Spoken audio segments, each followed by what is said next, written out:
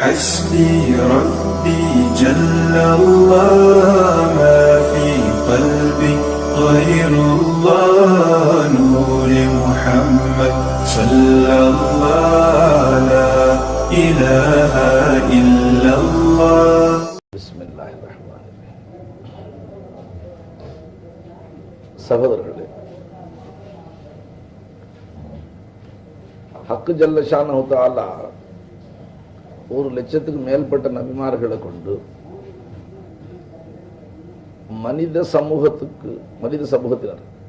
மனிதர்களுக்கு ஈமான் கொள்ளும்படியாக, தன்னை ஈமான் கொள்ளும்படியாக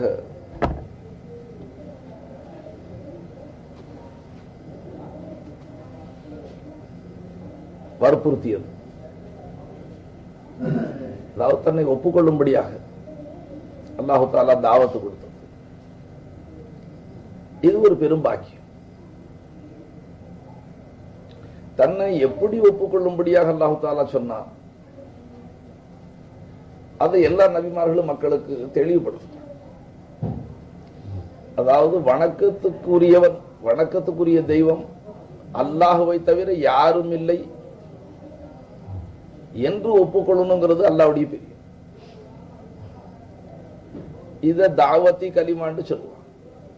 இரண்டாவது, குர்ஆன் இதற்கு ஆதாரமாகும். உதாரணத்துக்கு அல்லாஹ்வுடைய திருவசனங்கள்ல ஒன்று யாவப்படுத்துறது, வமா அர்சல்னா மின் கப்லிக மிர் ரசூலின் இல்லா நூஹி இலைஹி அன்னஹு லா இலாஹா இல்லல்லாஹ். அப்ப ஹக் தஆலா தன்னுடைய ஹபீப் நாயகம் நம்மளுடைய நபி ஸல்லல்லாஹு அலைஹி வஸல்லம் அவர்களை முன்னோக்கி, அல்லாஹ் நபியே ஹபீபே, உங்களுக்கு முன்னால நாம அனுப்பிய அனைத்து ரசூல்மார்களுக்கும் இதைத்தான் வஹி செய்யும்.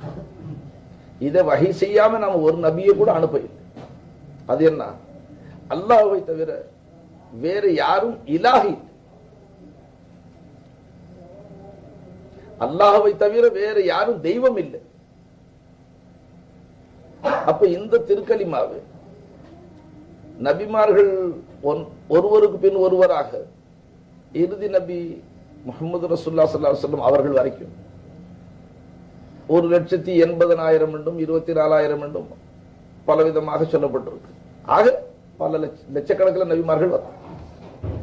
இவ்வளவு நபிமார்களையும் அனுப்பி அல்லாஹ் மனித கோடிகளுக்கு விடுத்த அழைப்பு என்ன, நீங்க இலாவாக ஏற்றுக்கொள்ள, என்னை தவிர வேறு யாரும் இலாஹ் இல்லை என்பதை நீங்க ஒப்புக்கொள்ள. அதை நம்ம சிந்திக்கணும். அப்ப இதை ஒப்புக்கொள்ளாதவர்களுக்கு, இது அறவே ஒப்புக்கொள்ளாதவர்களுக்கு சன்மார்க்க தீர்ப்பு படிக்கு நீடூழி நரக தண்டனை இருக்கு. அல்லாஹ் தஆலா தன் கிருபையினால நம்ம முஸ்லிம்களை, இஸ்லாமிய மக்களை அந்த தண்டனை விட்டு பாதுகாத்துக் கொண்டார். இது நம்ம முந்தி ஆனந்தப்பட வேண்டிய ஒரு சம்பவம் ஞாபகப்படுத்துறேன். மூசா அலைஹிஸ்ஸலாத்து வஸ்ஸலாம் அல்லாஹ் இடத்துல கேட்டான், யா அல்லாஹ், மனிதர்களை நீ இவ்வளவு பிரியமா படைக்கிற, மனிதர்களை படைச்சு அப்பால கியாம நாளையில தீர்ப்பு செய்யும் பொழுது உன்னுடைய அடியார்களை பலரின் நரகத்தில் போட இருக்கிற, அதனுடைய அஸ்ரார், அதனுடைய ரகசியம் எனக்கு விளங்க இல்லைன்னு சொன்ன. அப்ப ஹக்கு ஜல்ல ஷானஹு தஆலா சொன்னா, மூசாவே, நீங்க சென்று உங்களுடைய வயல்ல வெள்ளாமை செய்யுங்க, சாகுபடி செய்யுங்கன்னு சொன்னாங்க. அப்ப மூசா அலைஹிஸ்ஸலாம் அல்லாஹ்வுடைய உத்தரவு கிடங்க தங்களுடைய வயல்ல சாகுபடி செஞ்சாங்க. ரொம்ப சீக்கிரமாக அது விளைஞ்சு முளைஞ்சு தானியங்கள்லாம் வந்துருச்சு. அதை அறுத்து அது தானியங்கள் எல்லாம் அடிச்சு சேமிச்சு வீட்டுல கூட சேர்த்துட்டான். அப்ப ஹக்கு தஆலா கேட்டா, மூசா என்ன செஞ்சீங்க, வெள்ளாமை என்ன ஆச்சுன்னு கேட்டான். என்னுடைய ரப்பே, எல்லாத்தையும் அறுத்து அடிச்சு புடைச்சு தூத்தி சுத்தப்படுத்தி கொண்டாந்து வீட்டுல சேர்த்துட்டேன்னு சொன்னேன். அப்ப ஹக்கு தஆலா கேட்டா, விளைந்த தானியங்கள், நீங்க உற்பத்தி செய்த தானியங்கள் அனைத்தையும் கொண்டு வந்து சேர்த்தீர்களா, அல்லது ஏதாகிலும் சிலதை விட்டு விட்டீர்களான்னு கேட்டான், தூர எரிஞ்சுங்களான்னு கேட்டான்.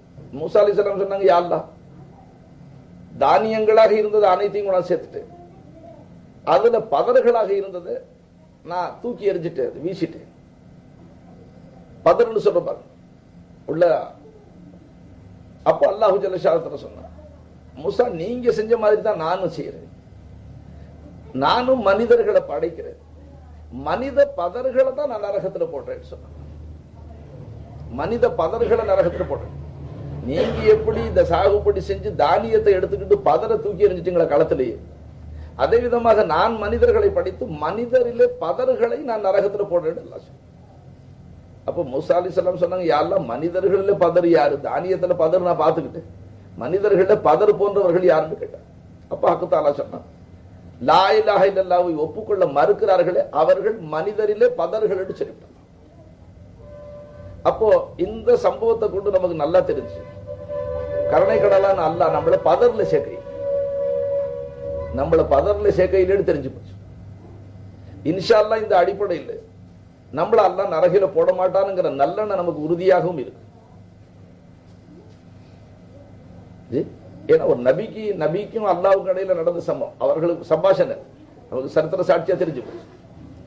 இப்போ தங்களுக்கு மத்தியிலே நான் உங்களுடைய கவனத்தை, ஹஜரத் அவர்கள் செஞ்ச நீண்ட பிரசங்கத்தை இவ்வளவு நேரம் கேட்டீங்க, அதை எவ்வளவு தெளிவாக ஏன் கல்வி கிரகிச்சுங்கிறது நான் உங்களுக்கு இப்ப வலியுறுத்தி சொல்ல முடியும். நீங்களும் கேட்டுக்கிட்டே இருந்தீங்க, கிரகிச்சுக்கிட்டே இருந்தீங்க. அதை வச்சு உங்களுடைய சிந்தனை இன்னும் கொஞ்சம் வலுப்படுத்தணுங்கிறதுக்காக சொல்லணும். பாருங்க, ஒரே கோரிக்கையை 1,00,000க்கு மேற்பட்ட நபிமார்கள் கொண்டு வந்திருக்கு. கோரிக்கை என்ன? அல்லாஹ்வை தவிர வேறு யாரும் தெய்வம் இல்லை, இதை ஏற்றுக்கொள்ளும். இதை ஏற்றுக்கொண்டவர்களுக்கு சொர்க்கம், இதை மறுத்தவர்களுக்கு நரகம். இப்ப கேள்வி, அப்ப இதை ஏற்றுக்கொண்டவர்கள் அவர்கள் தங்களுடைய வாழ்க்கையில அல்லாஹ்வுக்கு மாறு செய்து கொண்டிருந்தால் அவர்களுக்கு நரக தண்டனை இல்லையா? உங்களுடைய உள்ளங்கள்ல ஒரு சந்தேகம் வரலாம். திருக்கலிமாவை ஏற்றுக்கொண்டவர்கள், ஒப்புக்கொண்டவர்களுக்கு சொர்க்கமும், திருக்கலிமாவை ஒப்புக்கொள்ள தவறிய மனித பதர்களுக்கு நரகமும் என்று தீர்ப்பு இருந்தார். திருக்கலிமாவை ஒப்புக்கொண்டதற்கு பிறகு மனிதர்கள் செய்யக்கூடிய அக்கிரமங்களுக்கு, அட்டகாசங்களுக்கு தண்டனையே இல்லையா? ஒரு கேள்வி வரும். சன்மார்க்க தீர்ப்பின்படி திருக்கலிமாவை ஒப்புக்கொண்ட பிறகு அல்லாஹ் ரசூலுடைய ஏவல்களை எடுத்து நடக்க தவறியவர்களை, அல்லாஹ் ரசூல் விலக்கிய பாவக்கிரியைகளை விட்டு பேணி நடக்காதவர்களை அல்லாஹ் நாடினால் தண்டிக்கலாம், அல்லாஹ் நாடினால் மன்னிக்கலாம். ரெண்டும் இருக்கு. அறவே தண்டனை இல்லை என்ற முடிவு இல்லை இஸ்லாத்தினுடைய தீர்ப்பு.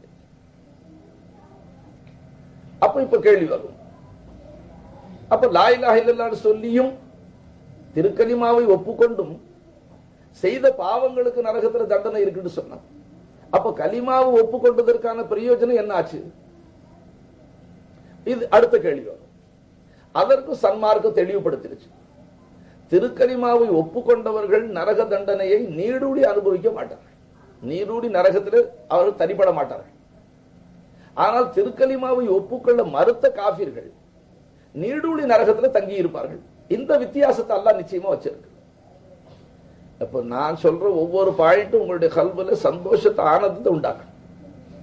1வது பேச்சு கலிமாவை ஒப்புக்கொண்டவர்களுக்கு சொர்க்கம், திருக்கலிமாவை ஒப்புக்கொள்ள மறுத்தவர்களுக்கு தான் நரகம். அடுத்த பேச்சு கலிமாவை ஒப்புக்கொண்டவர்களுக்கு நரக தண்டனையே இல்லையா? அப்ப கலிமா சொன்னவர்கள் என்ன வேண்டாலும் அக்கிரமம் செய்யலாமா என்று கேட்டால் அதை அல்லாஹ்வும் ரசூலும் தெளிவுபடுத்திட்டார். திருக்கலிமாவை ஒப்புக்கொண்ட பிறகு அல்லாஹ் ரசூலுடைய ஏவல்களை செய்யாமலும் எடுத்து நடக்காமலும், அல்லாஹ் ரசூல் விலக்கிய பாவக்கிரியைகளை செய்து கொண்டும் இருக்கக்கூடியவர்கள் தௌபாயின்றி மரணித்தால் அல்லாஹ் அவர்களை தண்டிக்கவும் செய்யலாம், மன்னிக்கவும் செய்யலாம். இது ரெண்டும் அல்லாஹ்வுடைய கையில்.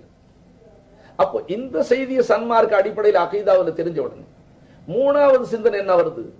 அப்ப திருக்கலிமாவை சொன்ன பிறகும் நம்மளுடைய பாவக்கிரியைகளுக்கு நரகில தண்டனை இருக்கு ஒரு குறிப்பிட்ட காலம் சொன்ன. அப்ப நம்ம கலிமா சொன்னதனுடைய பலன் என்ன, அதனுடைய பிரயோஜனம் என்ன? ஒரு சிந்தனை. அதையும் சன்மார்க்கம் தெளிவுபடுத்திருச்சு. கலிமா சொன்ன மக்கள் தண்டனைக்கு பிறகு நிச்சயமாக திட்டவட்டமாக சுவனபதி செல்வார்கள். ஷஃபாத்தை கொண்டும் அல்லாஹ்வுடைய ரஹமத்தை கொண்டும் கட்டாயமாக சுவனபதி போய் சேர்ந்துடுவார்கள். அப்ப அதை கேட்ட உடனே ஒரு சந்தோஷம் என்ன வருது? தற்காலிகமாக அந்த தண்டனையை நாம லேசு காண முடியாது. தற்காலிக தண்டனையாக இருந்தாலும் அந்த தண்டனையை அடைவது ஒரு கேவலம் தான். ஏன்னா ஹக்கு ஜல்லஷானஹு தஆலா சுவனபதியை பத்தி சொல்லும் பொழுது, சுவனபதியை பத்தி அல்லாஹ் சொல்லும் போது உஇத்தத் லில் முத்தகீன், சுவனபதி தக்வாவுடைய மக்களுக்கு, அல்லாஹ்வை அஞ்சி பயந்து நடக்கக்கூடியவர்களுக்காக அது தயாரிக்கப்பட்டிருக்கிறதுன்னு சொல்லிட்டாங்க. நரகத்தை பற்றி அல்லாஹ் தஆலா சொல்லும் பொழுது உஇத்தத்தில் காஃபிரின், அது காஃபிர்களுக்கு நிர்ணயம் செய்யப்பட்டிருக்கு, அவர்களுக்காக அது தயார் செய்யப்பட்டிருக்கு. அப்ப ஹக் தஆலா தெளிவுபடுத்தி சுவனபதி அவனுடைய தக்வாதாரியான அடியார்களுக்கு, நரகம் அவனை இன்கார் நிராகரிக்கக்கூடிய காஃபிர்களுக்கு. இப்ப பிரச்சனை முஸ்லிம்களுடைய உள்ளத்துல அமைதி குறைவு என்ன வரும், ஒரு சிந்தனை குறைவு என்ன வருது? அப்ப கலிமா சொல்லியும் நம்ம செஞ்ச பாவங்களுக்கு தண்டனை இருக்கத்தானே செய்தது.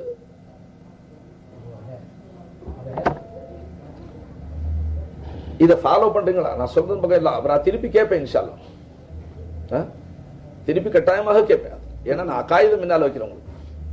அதனால இப்ப நமக்கு ஆரம்பத்தில் வந்த சந்தோஷம் இருக்கு பாருங்க, கலிமா சொன்னவர்களுக்கு சோனபதி தான் என்று சொன்ன உடனே ஒரு வந்த சந்தோஷம், கலிமாவை ஒப்புக்கொண்டவர்கள் செய்ய அல்ஹம்துலில்லாஹ் போயிட்டு, கலிமாவை சொன்னவர்கள் கலிமா சொன்ன பிறகு செய்யக்கூடிய அக்கிரம அட்டகாசங்களுக்கு தண்டனையும் இருக்கு என்று சொன்ன உடனே அந்த சந்தோஷத்துல கொஞ்சம் குறைவு, தண்டனையும் இருக்காங்க என்றாலும் அந்த தண்டனை நீடூழி தண்டனை இல்லை, நீடூழி தண்டனை இல்லை. ஒரு குறிப்பிட்ட காலம் தண்டிக்கப்பட்ட பிறகு மறுபடியும் சோனபதி இருக்கு என்று சொன்னவுடன் ஒரு ஆறுதலும் ஏற்படும். அதுக்கு உதாரணம் இந்த உலகத்தினுடைய சிறைச்சாலைகளை சொல்ல முடியாது. ஆயுள் தண்டனை சொன்ன ஒரு கைதிக்கு, ஆயுள் தண்டனைக்கு அர்த்தம் என்ன? அவன் சிறைச்சாலை விட்டு வெளியில வந்து சாவானா சிறைச்சாலையில் இருப்பானா?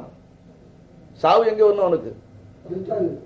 ஆயுள் தண்டனைக்கு சிறைச்சாலையில சாவு. 3 மாசம் 6 மாசம் 4 வாரம் 2 வாரம் தண்டிக்கப்படுகிறார்களே, அந்த தண்டனைக்கு மீட்சி இருக்கு, மீட்சி இருக்கு. அதாவது அவன் 6 மாதம் 4 மாசம் 2 வாரம் 6 வாரம் உள்ள போனாலும் ஒரு மன நிம்மதியோட இருப்பான். நமக்கு இதை விட்டு மீட்சி இருக்கு, கூடிய சீக்கிரம் 2 வாரம் ஆயிடுச்சு தண்டனை, இன்னும் 2 வாரம் பின்னால வெளியில போயிடுவோம். அப்போ இவனுடைய மனதில் இருக்கிற அந்த அமைதி ஆயுள் தண்டனை பெற்றவனுக்கு இருக்க முடியாது. ஆனா ஆகிரத்துடைய அதாபுக்கு நான் துனியாவுடைய தண்டனையை ஒப்பிட்டு சொல்ல இல்லை, ஒப்பிட்டு சொல்லவும் கூடாது, ஒரு செய்தி விளங்க வைக்கிறதுக்காக சொல்றோம். ஏன்னா குஃபுரு கலிமாத்தில் எழுதுறாங்க, குஃபுரு கலிமான்னு சொன்னா அதனால குஃபுர் ஏற்படுது அப்படி சொல்கள் வாசகங்கள் எழுதுறாங்க. ஒரு மனுஷன் துனியாவுடைய கொடூரமான வெயிலுடைய கஷ்டத்தை, சித்திர வைகாசியுடைய வெயில், ஒரு மனுஷன் சொல்றான் என்னப்பா நரக வேதனை மாதிரி இருக்குன்னு சொல்லுவாங்க, அது குஃபுர்னு எழுதிட்டான். ஏன்னு கேட்டா நரகத்தை அவன் அவ்வளவு கேவலப்படுத்தி பேசிட்டான். ஏன்னா நரகத்தில் இருக்கிற வேதனை துனியாவில் கிடையவே கிடையாது. அப்போ ஒரு மனுஷன் கடூரமான வெயில்ல அல்லது கடூரமான நெருப்புல என்ன நரக வேதனையாக இருக்கு என்று சொல்வானே, ஆனால் அவன் நரகத்தை அலட்சியப்படுத்தினான், லேசு கண்டுட்டான். அப்ப அதை ஒப்பிட்டு இந்த சாதாரணமான ஒரு வேதனையை நரக வேதனைக்கு சமமா சொல்லிவிட்டா நரகத்தை பத்தி கேவலப்படுத்தணும். அதனால அதுவும் ஒரு குஃபருடைய சொல்லுதான் சொல்றான். அல்லாஹ் நம்மளை பாதுகாப்பாங்க. ஜனங்க அதை சகஜமா சொல்லிவிடுறாங்க. சரி, இப்ப நான் சொன்ன உதாரணத்துல கலிமா சொன்னவர்களுக்கு சொர்க்கம் ஒப்புக்கொண்டவர்களுக்கு, கலிமாவை மறுத்த காஃபிர்களுக்கு நரகம். இது அல்லாஹ்வுடைய தீர்ப்பு. அடுத்த கேள்வி என்ன? அப்ப கலிமா சொன்னவர்கள் என்ன அக்கிரமம் வேணாலும் செய்யலாமா? கேள்வியே இல்லையா? அவர்களுக்கு தண்டனை இல்லையா? அதை அல்லாஹ் ரசூல் தெளிவுபடுத்திட்டான். கலிமா சொன்ன பிறகு நாம் செய்யக்கூடிய தவறுகளுக்கு தௌபா இன்றி மரணித்தால் அல்லாஹ் நாடுனா தண்டிக்கலாம், அல்லாஹ் நாடுனா மன்னிக்கலாம், அது அவனுடைய கைது. அப்ப தண்டனை சொன்ன உடனே மறுபடியும் ஒரு சந்தோஷ குறைவு வருது. கலிமா சொல்லி நமக்கு தண்டனை இருக்கா என்று சொல்லும்போது மறுபடியும் கல்வியில கொஞ்சம் வந்த சந்தோஷம் குறையுது. அதை மறுபடியும் சன்மார்க்கம் தெளிவுபடுத்துது. அப்படி நீங்க தண்டிக்கப்பட்டாலும் திருக்கலிமாவை ஒப்புக்கொண்ட காரணத்திற்காக நீங்க நரக விட்டு வெளியேற்றப்பட்டு சோனபதி கொண்டு செல்லப்படுவீர்கள். ஆக நீங்க நீடூழி இருக்கக்கூடிய இடம் உங்களுக்கு சோனபதி தான். கலிமா சொன்னவர்கள் நீடூழி இருக்கிற இடம் சோனபதி தான். அப்ப நமக்கு அந்த இடையில குறைஞ்ச சந்தோஷம், வருத்தம், சந்தோஷம் குறைவும், ஒரு சஞ்சலம் வந்து மறுபடியும் சன்மார்க்கத்துக்கு இந்த தீர்ப்பை கேட்கும்போது மறுபடியும் சந்தோஷமா மாறிடுது. எப்படியோ மீட்சி இருக்குங்கிறதுனால மாறிடுது நண்பர்களே, மாறுதா இல்லைங்களா? அதனால இப்ப இந்த செய்தி சொன்னதுனால ரொம்ப பேருக்கு சந்தோஷம். என்ன வேண்டாலும் செஞ்சுக்கலாம், கலிமா சொன்னது கட்டாயமாக பின்னால சொர்க்கம் இருக்கு. உண்மையிலே இருக்கிற சந்தேகமே ஏன்னு கேட்டா சன்மார்க்க அகீதா சட்டப்படிக்கு அமல்கள், நற்செயல்கள், ஆமாலே சாதிஹான்னு சொல்ற நற்செயல்கள், அல்லாஹ்வுக்கு பிரியமான நல்வணக்கங்கள் ஈமானுடைய ஒரு பகுதி இல்லை என்பது சன்மார்க்க மேதைகளுடைய முடிவு, சட்ட மேதைகளுடைய முடிவு. ஜுஸ்ஸே ஈமான் இல்லை. என்ன ஹக்கு தஆலா இன்னல்லதீன ஆமனு வஅமிலு ஸாலிஹாத், ஈமான் கொண்டு நற்கர்மங்கள் செய்யக்கூடியவர்களுக்கு கானத்துல் லஹும் ஜன்னத்துல் ஃபிர்தௌஸ், அவர்களுக்கு ஜன்னத்துல் ஃபிர்தௌஸ்ங்கிற சோனபதி இருக்குன்னு சொன்னாங்க. அப்ப அதற்கு விரிவுரையே என்ன எழுதுறாங்க, இன்னல்லதீன ஆமனு வஅமிலு ஸாலிஹாத்தி. यहाँ का अतफ है वाव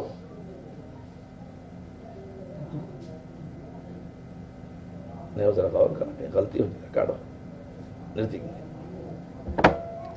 அன்பர்கள், இந்த திருவசனத்தில் அல்லாஹ் ஈமான் கொண்டு நற்கருமங்கள் செய்யக்கூடியவர்கள் ஜன்னத்துல் ஃபிர்தௌஸ் இருக்கு. சுவனபதி 8 சுவனபதிகள் இருக்கு. ஜன்னத்துல் நயீம், ஜன்னத்துல் மாவா, தாருஸ் சலாம், ஜன்னத்துல் ஃபிர்தௌஸ், எல்லா பேரும் இப்ப சீக்கிரம் வரல. 8 சுவனபதிகள் அல்லாஹ் வச்சிருக்காங்க. இன்னல்லதீன ஆமனு வஅமிலு ஸாலிஹாத்தி கானத் லஹும் ஜன்னத்துல் ஃபிர்தௌஸ், ஈமான் கொண்டு சாலிஹான நற்கிரியைகள் செய்யக்கூடியவர்கள் ஜன்னத்துல் ஃபிர்தௌஸ் இருக்குன்னு சொல்லலாம். அப்ப ஈமான் கொண்டு நற்கரியைகளை தவற விட்டவர்கள் அல்லது அதில் சோம்பேறிகளாக இருந்துட்டு போயிட்டாங்களே, அறவே அமல் செய்ய, அவர்களுக்கு அறவே சுவர்க்கம் இல்லைங்கிற மாதிரி வாசகங்கள் எனக்கு கிடைக்கல. திருமறை என்னுடைய ஆராய்ச்சியில் என்னுடைய சிற்றறிவு கட்டிய வரைக்கும் அப்படி இல்லை. ஏன்னா ஹதீஸை பார்க்கும் பொழுது கலிமா சொன்னவர்களுக்கு நிச்சயமாக சொர்க்கம் இருக்குன்னு தான் வந்திருக்கு. மன் கால லா இலாஹ இல்லல்லாஹு தஹலல் ஜன்னான்னு தான் வந்திருக்கு. லா இலாஹ இல்லல்லாஹ் சொன்னவன் சோனபதி நுழைந்துட்டான், அவனுக்கு சோனபதி சொந்தம்னு வந்துருச்சு. அப்போ நபி அவர்களுடைய இந்த பஷாரத்து நன்மாராயத்தை கேட்ட சஹாபாக்கள் சிலர், யா ரசூலுல்லாஹ் அவன் திருடினாலும் ஜினா செய்தாலும் மண்டை கேட்டுவிட்டான்.